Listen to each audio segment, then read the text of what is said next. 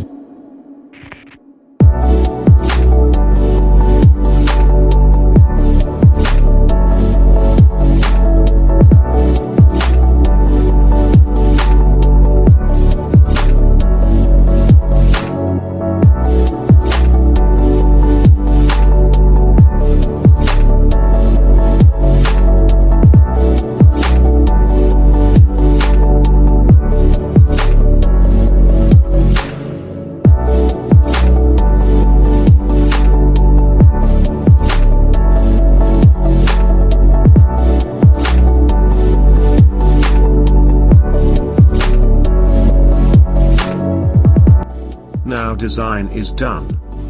So friends, if you like a tutorial, so don't forget to like, comment, share and subscribe my channel for latest logo tutorials. See you in next video. Allah Hafiz.